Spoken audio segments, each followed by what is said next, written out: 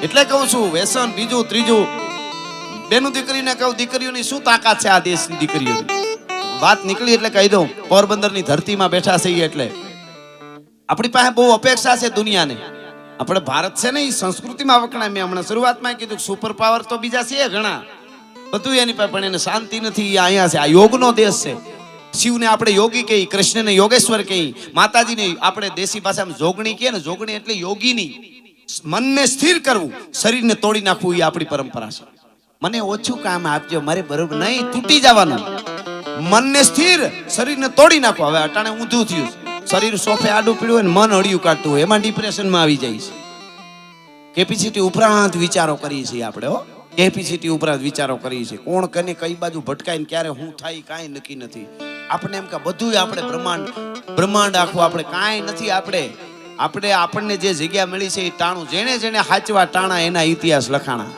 ટાણું હાચવી લઈએ એટલે બધું અહીંયા છે ટાણાની જ કિંમત છે અહીંયા હું અત્યારે છંદ દુઆ ગાઉં વાર્તા કરું તમે બધા બેઠા સારું લાગે કાલ બપોરે 12:30 વાગ્યા અહીં એકલો આવીને આંધા તોડિયા પાંદરા વાળા કરું તો તમે બધા કયો ગઢવીનું સટકી ગયું કાલ તો કાંઈ નહોતું થાય ને એવું ટાણું જ કામ કરે છે ટાણું વીતી ગયું એટલે કાંઈ છે જ નહીં ટાણે ઊભું રહેવાનું ટાણા વીત્યા પછી કેટલાય ઘુમરા ખાય છે કાંઈ નથી ઠેકાણું ટાણું સ્થાનની જ કિંમત છે આ વાળને ગમે એટલા સાચવતા હોઈએ આપણે સુગંધી તેલ નાખતા હોય હારા શેમ્પૂથી ધોતા હોય એ વાળ જ્યારે આપણે સલૂનમાં જઈને કપાવી કાપ્યા પછી પડી કે બાંધીને કીધું એટલે લેતા જા બહુ સરસ છે બહુ આપણે નાના નાખ ના લઈ જાવ ને તમારા છે લઈ જાવ ને તમારા છે બહુ સાચવતા હતા કોઈને અડવા ન દેતા મારા વાળ વિખાઈ જાય લેતા જાવ તમારા છે અરે નહીં સેટા નાખ શું કામે એને એનું સ્થાન છોડી દીધું છે એકવાર સ્થાન છોડ્યા પછી કોઈ વસ્તુની કિંમત નથી જે સ્થાન લઈને આવ્યો છું એ સ્થાનની ઇજ્જત રાખી છે માનવતા પૂર્વક જીવી અને ઇન્સાનની ઇજ્જત રાખી છે મારું નાવ ડૂબે છે મજધારે તે પર ના અસો તટના વાસી મેં મારું નાવ ઉડાડી દરિયામાં અને તુફાનની ઇજ્જત રાખી છે જે સ્થાન લઈને આવ્યો છું એ સ્થાનની ઇજ્જત રાખી છે માનવતા પૂર્વક જીવીને ઇન્સાનની ઇજ્જત રાખી છે એટલે જેને ટાણા હાચવા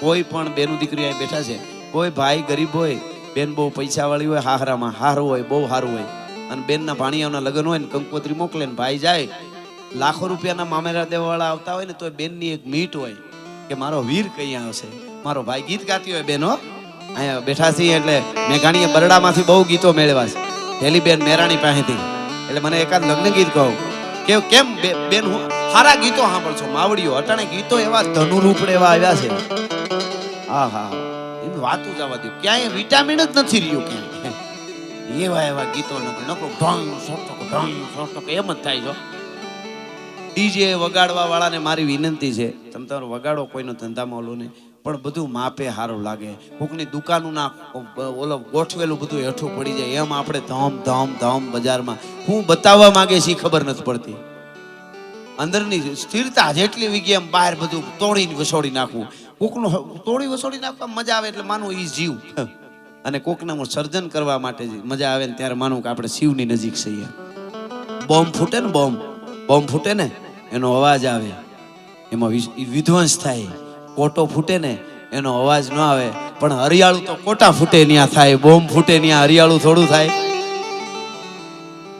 હા વાદળી ફૂટે તો મેં આવે કોટો ફૂટે તો હરિયાળું થાય જીપ ફૂટે દરિયામાં તો મોતી પાકે અને નાળ તૂટે ને તો માણસનો બાળકનો જન્મ થાય તૂટવા પછી કંઈક સર્જન થાય છે સાહેબ એટલે કહું છું કે ઈ આપણી પરંપરા હોવી જોઈએ એટલે ગીત બેન વાટ જોતી હોય ભાઈ ટાણાની વાત કરી સાંભળજો શું કે માડીના એ ચાંદલિયો કરોડો દેતા ન મળે આપણી પરંપરાઓ આ ગીતો હરિણું હાથ મીરે માડીના જોવું રે તમારી વાટ મામેરાના ટાણા વયા જાશે રે કેવી બેન વાત કેવા આપણા ગીત તમને ખમા ડોલરિયા પિયારો છે અને પ્રકૃતિ આપણને ગમે મેઘાણીએ લખ્યું છે મેઘાણી જો આપમાં મેઘાણીએ જોયું ને વિજ્ઞાન ગમે કે આ ગોળો છે, સૂરજ આગનો ગોળો છે, આપણે તો એને બધાને દેવ માની, ચાંદા મામા, ચંદ્રદેવ, એની પણ શું કામ એ ખબર છે? પ્રકૃતિ કંઈક આપે એની આપણે પૂજા કરીએ. મેઘાણી જોયું ને આભમાં શું કીધું, હું ગાયું ખબર? કે આભમાં એ આવડી તે ફૂલવાડી, એમાં ફૂલડા કોણે વેર્યા રે લો. બધું કુદરત તારી નથી. ઘણા તો નીકળી પડ્યા. એકચ્યુઅલી ભગવાન ક્યાંય છે જ નહીં. મારે મગજમાં નથી બેસતું. તારે મગજ હોય તો બેહે ને. અટાણે માયે કોક હાલા અહીંયાથી ઓપરેટર કરે છે તો હાલે છે આ, બરોબર? આ લાઇટું છે એ ક્યાંકથી પાવર આવે તો હાલે છે. આપણે ગાડીમાં પેટ્રોલ પૂરી, સેલ્ફ મારી, ગેર બદલા, આ તેમ મોબાઈલ છે તો એમાં ઇલેક્ટ્રિક, બધુંય કાંઈક ને કંઈક કરવાથી જો હાલતું હોય તો આવડું અસ્તિત્વ હાલે છે. બ્રહ્માંડ પ્રમાણ એમને હાલતું હોય બધું. હાવ કાંઈ છે જ નહીં, કાંઈ નથી, બધુંય છે. તું છો એ ખોટું છે.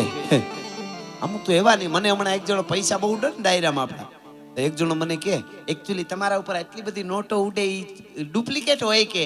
મેં કીધું તારી પેઢી સિવાય બધું ઓરિજિનલ છે. મને ખબર હતી કે સાય નવળી વાત કરતો હતો એટલા માટે એને જવાબ જ એવા દેવા પડે. એક જણો કે રામ ને કૃષ્ણ ને શિવ ને માતા આ બધું હશે. મેં કીધું તારું નામ શું? મને કે મારું નામ આ છે. કઈ નામ નથી દેતો. મારું નામ આ. મેં કીધું તાર પપ્પાનું નામ તો કે આ, એના પપ્પાનું નામ તો કે આ, એના પપ્પાનું નામ તો કે આ. મેં કીધું આ બધા હશે? મને કે ઈ તો હોય ને. મેં કીધું તો આ હોય. કોઈ દી કરતો નહીં આવા સવાલ. અનુભૂતિ થઈ હોય એને ખબર હોય. બાકી ઘુવડ કોઈ દી માને જ નહીં સૂરજ ઉગે છે. એનો અર્થ એવો થોડો સૂરજ નથી ઉગતો. છે તો છે, નથી તો નથી. આ બધું એમ એટલે મેઘાણી કહે છે આવડી આ ફૂલવાડી પ્રકૃતિ. તમે જો અત્યારે ઘણા શું ને મોર્ડન જમાનાના નામે બગાડ કરે ઘણા. શું કે એકચ્યુઅલી મોર્ડન જમાનો છે, આ કરવું પડે, ચાલે નહીં. હવે હું તમને કહું, પંચતત્વ સાંભળજો વાત. પંચતત્વ જે કામ કરે છે, ધરતી, આકાશ, જળ, તેજ ને વાયુ, એને મોર્ડન જમાનો નહીં આવતો હોય? હવે સાંભળો, અગ્નિનું કામ છે ઉપર જવાનું. સાંભળજો, અગ્નિ ઉપર જ જાય. ગ્રેવિટીની તાકાત નથી એને ખેંચી શકે. સાંભળજો, શું કામ? એને ઈશ્વરે આપેલું છે તારું કામ આ છે. એને કોઈ દી એનું કામ છોડ્યું? બેને આમ કરીને સૂલો પેટાવ્યો તો અગ્નિ ફુર હેઠી જવા માંડી, એવું થયું? એને એમ ન થાય. મોર્ડન જમાનો છે, જરીક આપણે એવડા હાલી તો રોટલો કેમ પાકે? ઉપર જ આવે, અગ્નિ ઉપર જ જાય, પાણી નીચે જ આવે ગમે ત્યાંથી. એને એમ થયું મોર્ડન જમાનો છે તો હું ઉલડું ઉપર. દરિયાન થયો ને મોર્ડન જમાનો છે, જરાક નાચી લો. આમ કરતો કરતો પોરબંદર ને ગિરનાર સુધી આવે તો આપણું શું થાય? ઈ પાણી નીચે જ જાય, ઉપર નો આવે. એને ખબર છે કે આ મોર્ડન આવે ગમે એ આવે, આ બધાને પૂરું થઈ જાય. ઈ બગડી હગે, આપણે પ્રકૃતિ થોડો બગડી હગીએ. દરિયો કે કોઈ પણ પાણી નીચે જ આવે, અગ્નિ ઉપર જ જાય, પવન આડો જ હાલે. તમે જો પવન છે એ આડો જ હાલે. ઈ છે ને એ બેલેન્સ કરે છે. કોઈ પણ જગ્યાએ તમે આગ પેટાવો ને હવા ન હોય ત્યાંથી હળી કાઢશે. શું કામે? જેટલું ઓક્સિજન હવામાં જોઈને એ આગ છે એ ઓક્સિજનને બાળે, ઓછું થાય પવન હળી કાઢીને ભરવા માટે આવે. કેટલી ગોઠવણી. તોય કે બધું એમને ભગવાન જેવું છે જ નહીં. તમે વિચાર કરો, ઈ ખાલી સોળાની સિંગમાં કે મગની સિંગમાં દાણા ગોઠવા ઈ જોવો ને ત્યાં ખબર પડે કે મારો નાથ ગોઠવવા વાળો દ્વારકા વાળો છે. નકર આટલી ગોઠવણી હોય? તમે વિચાર તો કરો. પરમાત્માની જે આખી રચના છે. હવે અગ્નિ ઉપર જ જાય, પાણી નીચે જ આવે, પવન આડો જ હાલે, આભ ઉપર જ રહીએ, ધરતી સ્થિર નીચે જ રહે. ક્યારેક ક્યારેક જરીક આમ કરે આપણે ભીખામણ દેવા, ત્યાં તો બધું હલબલી જાય. પણ ધરતી નથી હોય તો એકચ્યુઅલી મોર્ડન જમાનો છે.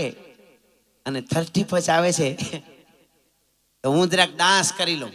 ડાન્સ કર્યો હોય તો ભારત ઉલળીને આફ્રિકામાં જ જાય, આફ્રિકા ઉલળીને જાય અમેરિકામાંથી, અને પૂરું આટલી વાર લાગે. કહેવાનો અર્થ અસ્તિત્વ જે છે પ્રકૃતિ એ કોઈ દી એનો નિયમ ન તોડે. આજ થી 100 વર્ષ પહેલા જેટલું કેળું ગળ્યું હતું એટલું જ આજ ગળ્યું છે.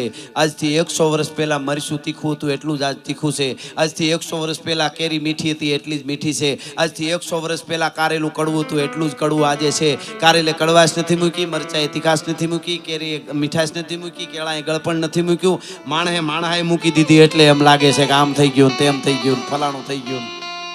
એટલે સાંભળજો, આ ગીત છે. મેઘાણી કહે છે કે